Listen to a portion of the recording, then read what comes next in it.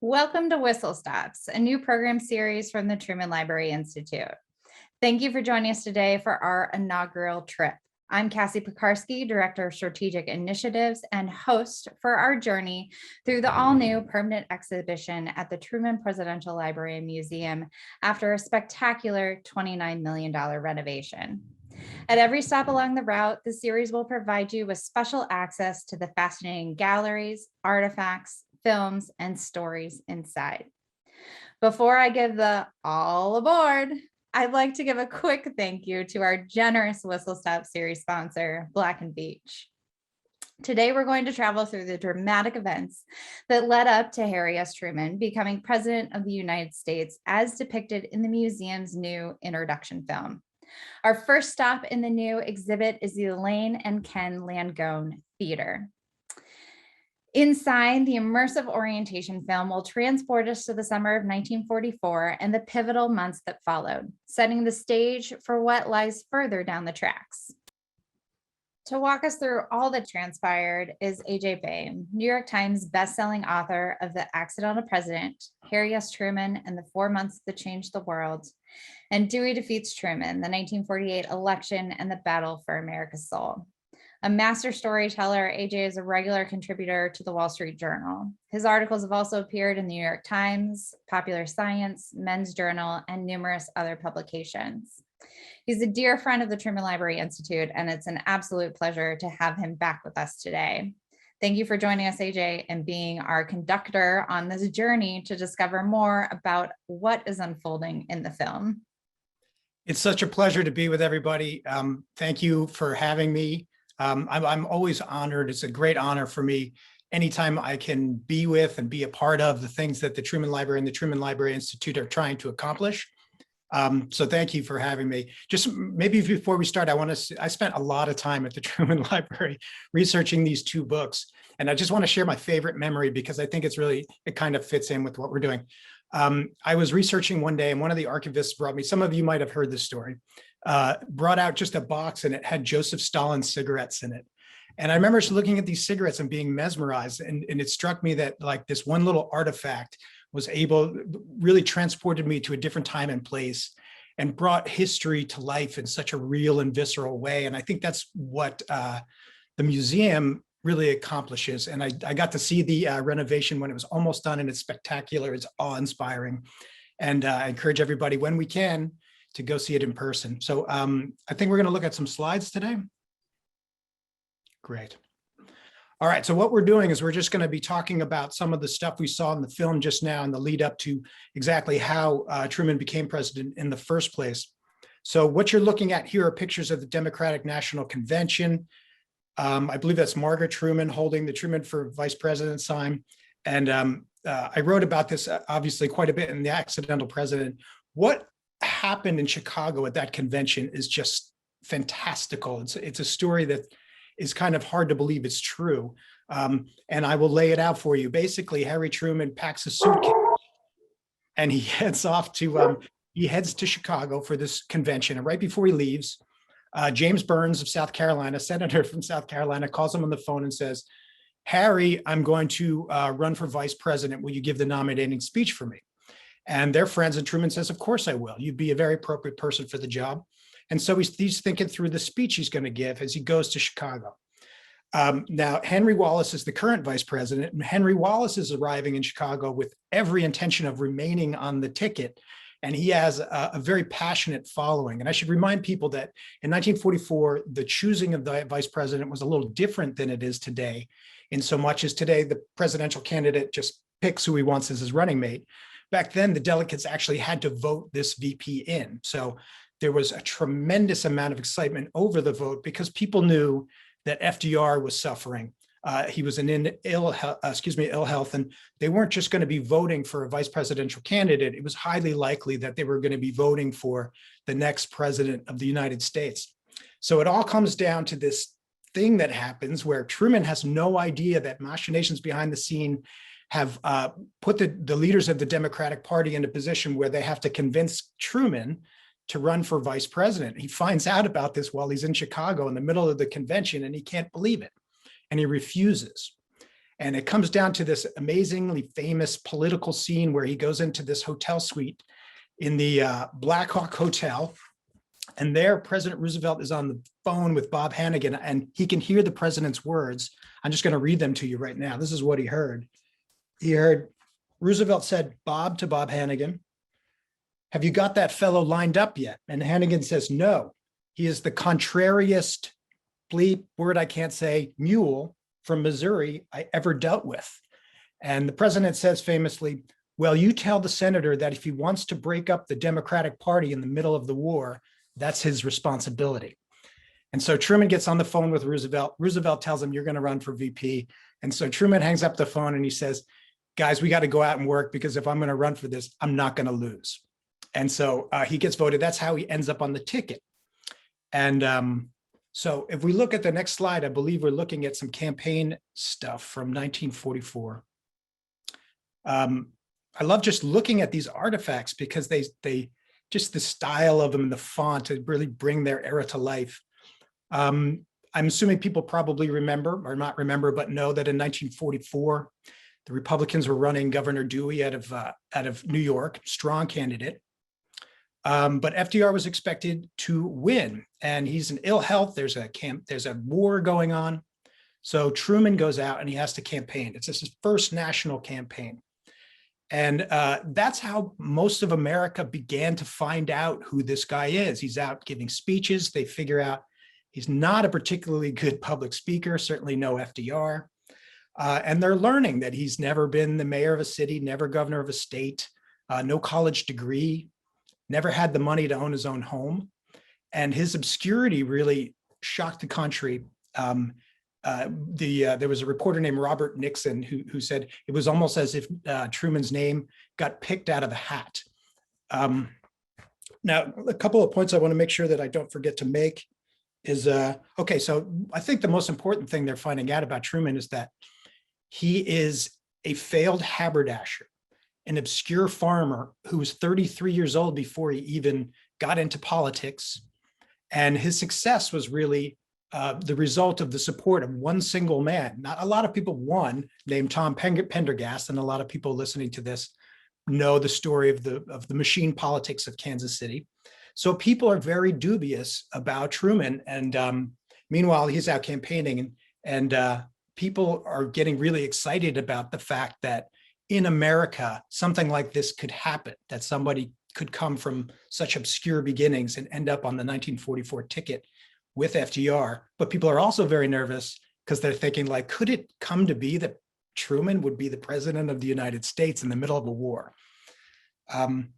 Okay, so the next picture I think we have, okay, this is a very dramatic scene. This is Harry Truman. It's January 20, 1945. It's the inauguration of FDR's fourth term. And it's a very subdued inauguration because of the war. There's snow covering the grounds. Henry Wallace is there. He's the former vice president. And he's swearing in Truman right here. And I think a very important point to make while we're looking at this very dramatic picture is that what was the role of a vice president in that period of time?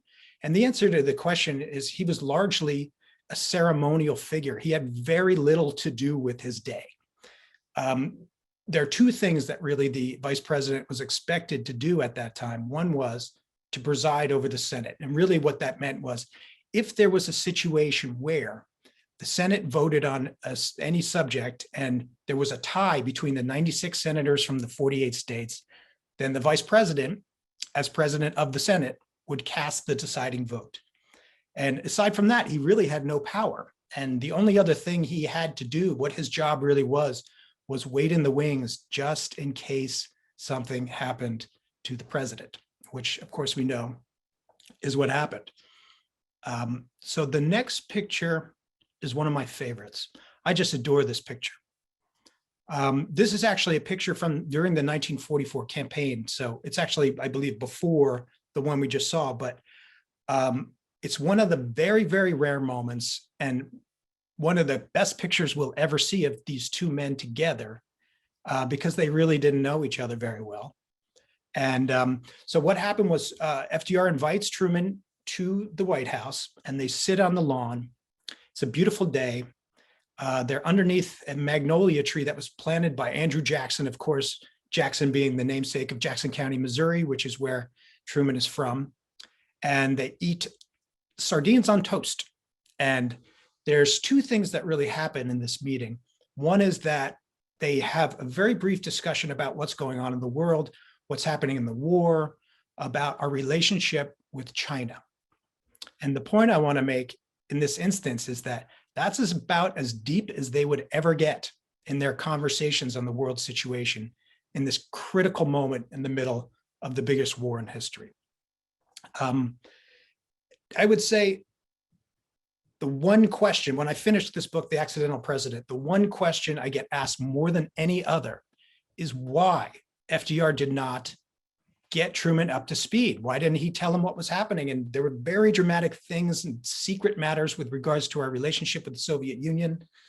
There was a little thing called the atomic bomb, and Truman knew nothing, none of it. And so that's the question I get asked. And the thing is, we can all play Monday morning quarterback and talk about why is that? Why didn't FDR get Truman up to speed? Why weren't there briefs? Why wasn't he briefed about anything? And no one really knows the answer to the question. We can only conjecture. But the other important thing about this meeting that I want to point out is there's this one moment where FDR lifts up a jug of tea to pour some tea and some cream into his cup. And his hand is shaking so much that he can't get the tea into the cup. And Truman sees this and he's really unnerved because he realized, in fact, he is going to be the president of the United States. He realizes that there's no way that FDR is going to live. It's highly unlikely through the next 4 years. And right after the meeting, he went and told a friend, and I'm quoting his words, "You know, I am concerned about the president's health. I had no idea he was in such feeble condition. In pouring cream in his tea, he got more cream in the saucer than he did in the cup. His hands are shaking and he talks with considerable difficulty. It doesn't seem to be any mental lapse of any kind, but physically, he's just going to pieces." So those are the things that happen in this dramatic meeting. The other thing that happens is it's a photo op. It's really the one instance where, Truman calls them the picture boys, the newspaper picture boys came and took our photograph. And we all know what happens next. They go on and they win the election in 1944. Okay, what do we got next? All right, obviously, we're in the middle of a war. And the point I want to make when I look at this picture is this. This was a war so much different from anything certainly my generation has experienced. It was a war that touched every American life in some way. And what FDR said early in the war, right after 2 days after Pearl Harbor, he said this quote, "Every single man, woman, and child is a partner in the most tremendous undertaking of our American history." And you have to imagine, if you lived in this country at the time, if you didn't serve in the military, there was a very good chance that you had to go through a job change, because whatever job you had before, if it didn't serve the war effort, it might have changed. You might have had to close your business. You might have had to move across county or state lines. You might have never had a job before. You might have been a homemaker and now you're working on an assembly line. If you were a child, you learned to grow up without chocolate. There might have been literally muskrat and horse being served in the supermarket that you were expected to eat, because all the effort went into the war. And FDR was really the architect of something called the Arsenal of Democracy. That's his term. I wrote a book about that called The Arsenal of Democracy. And what it was that he joined, the goal was to join government, free enterprise, and the military in one fighting force. And that's the only way we were going to survive as a country and win. And that's in fact what happened. So these are the sort of things that are going on during the 1944 campaign and after. And as you can imagine, all of this is putting extraordinary pressure on our military and our political leaders. I think we have another picture with more war images. And I just wanted to get everybody up to date. I apologize if I'm looking at a cheat sheet, but this is a good spot to sort of give a reminder of what's happening in the days leading up to FDR's death when Truman becomes president. So for starters, let's see. 7 days after FDR and Truman were inaugurated, the Soviets liberated Auschwitz. So big story. April 1, 11 days before FDR died, the US forces landed on Okinawa on Easter Sunday. The very day before FDR died, US forces liberated Dora Mittelbau and Buchenwald concentration camps. And I think maybe a very important point to make is that there are these cables going back and forth between Joseph Stalin and FDR, literally right up to the moment that FDR's head slumped his head and he died of a cerebral hemorrhage. And during that time, there was an impasse over the government of Poland, and they were arguing about it, and they couldn't come to an agreement. And we were obviously very important military allies, but what was happening in those cables coming back and forth right up to the moment where Truman became president, cables that he had absolutely no knowledge of their existence, was our break with the Soviet Union that would ultimately lead us into the Cold War. So when Truman became president, he was inheriting that very difficult, critical fracture in our relationship with the Soviet Union. I can't remember what our next picture is. Okay. So I spent the first 38 pages of The Accidental President on this one day. And the reason why I started writing that book is because I had read this amazing scene in David McCullough's biography of Truman, which is right behind me, which I'm sure a lot of people have read. What happened on that day, there's the scene where Truman finishes his day and he's in the office of Sam Rayburn and he's about to pour a whiskey, bourbon and branch water, as he would say. And he gets a phone call from the White House and he's told that he needs to go down to the White House. And when he leaves the office, he realizes something might be wrong. And he's walking through the hallways of the Capitol and he starts to break into a run. And that, to me, the image and literally the sounds of his footsteps echoing through that building just struck me as so dramatic that that had to be the first scene in this book that I was going to write. But really, there were two things that happened here. If you were alive at that time, you would have said, there are two points in my life where I remember exactly what I was doing and exactly where I was in this specific moment. One was when they learned about Pearl Harbor. One was when they learned that Roosevelt had died. And the shock, you can't overstate the shock to the country and the world when this happened. Just because, there were many people, younger people, I mean, imagine this, many younger people serving in the military at that time who really couldn't even remember a time in their life when there was a different president than FDR, the younger, very younger ranks of the military, because he had been in leadership for that long. He had led us through the Depression. He had led us through the war, and now we were winning the war. And he was thought of as very much a father figure for the United States of America. But the bigger shock was that now Truman was going to be the president of the United States. In the film we just saw, there's this wonderful quote from Arthur Vandenberg that's in my book, the gravest question mark in every human heart is Truman. Can he swing the job? There's another one I want to read here. There was this very dramatic meeting that night, very late at night. It probably would have been the next day. So April 13, Generals Omar Bradley and Eisenhower find out this news and they sit together. I'm sure they smoked a lot of cigarettes and they're just talking about this news. And this is how Eisenhower remembered this moment. We pondered over the effect the president's death might have upon the future peace. It seemed to us from the international viewpoint to be a most critical time to be forced to change leaders. And Bradley remembered that night.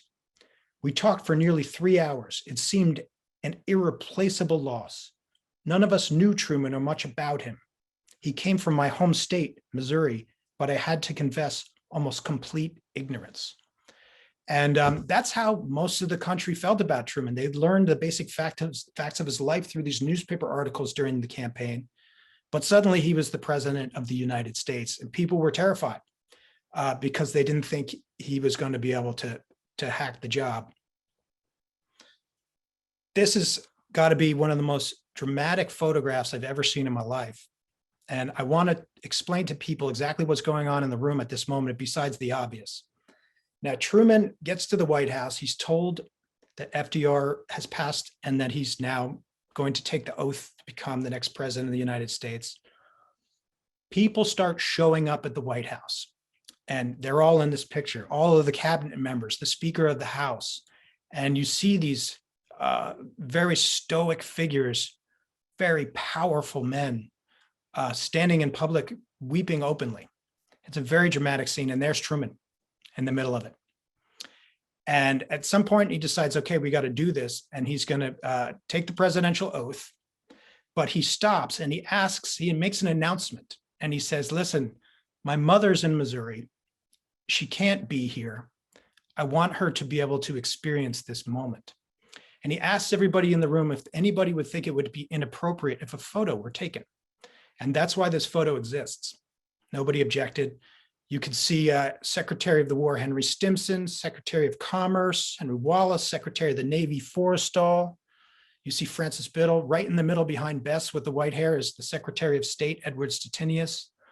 To the left, the smaller guy is Sam Rayburn, Speaker of the House, and Fred Vinson is next to him, whom Truman would make appoint as the Chief Justice of the United States. So this is the power of the United States right here. Woodrow Wilson looking on from the portrait. And Truman speaks the words and a new era begins. I think we got one more. Okay. So these are just some quotations pulled from different things that people had to say about Harry Truman. And, you know, it's interesting when you look at the Truman presidency, when he left office, I'm going to jump forward just as a way of closing this up.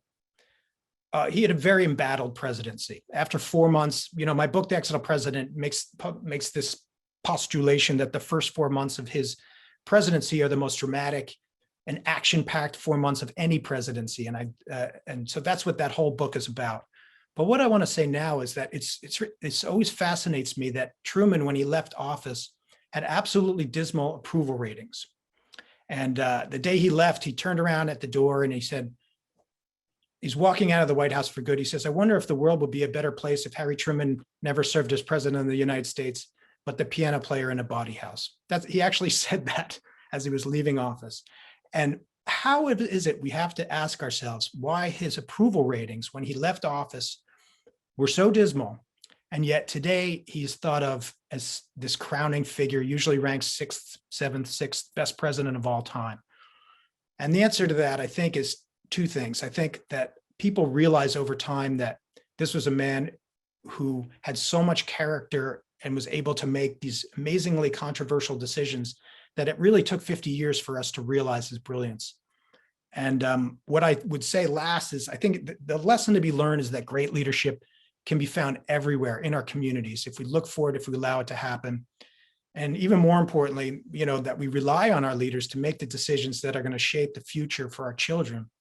And we hope they make them well. So that's my little chat today. I don't know how long I've been talking, whether it was too long or too short. I apologize. But I thank you for listening to me. I hope everybody found it worthwhile. Thank you so much, AJ. If you have not already, please pick up AJ's books, The Accidental President and Dewey Defeats Truman. You will not be disappointed. We also look forward to having AJ back early next year when he releases his new book. Thank you so much. So who is this man, Harry Truman, and can he swing the job? He sure could. Find out how when we explore the early life experiences that uniquely prepared Truman for the presidency at our next stop on October 5th. You can find information about future installments of this series, as well as other interesting programs, by signing up for our email newsletter at trumanlibraryinstitute.org or following us on Facebook at Truman Library Institute. Speaking of interesting programs, join us next Thursday night for Truman Trivia at 6 p.m. What did FDR forbid Vice President Truman from doing? What two foreign policies did Truman describe as two halves of the same walnut? Test your Truman know-how in an interactive Truman trivia webinar with author Harold Ivan Smith, based on his new book, Almost Everything Worth Knowing About Harry S. Truman. Smith will quiz participants using some of the more than 600 questions in his book and share the fascinating stories behind the answers. For now, we've arrived at the station and it's time to disembark, but we look forward to having you aboard again soon. Thank you for joining us and have a great evening.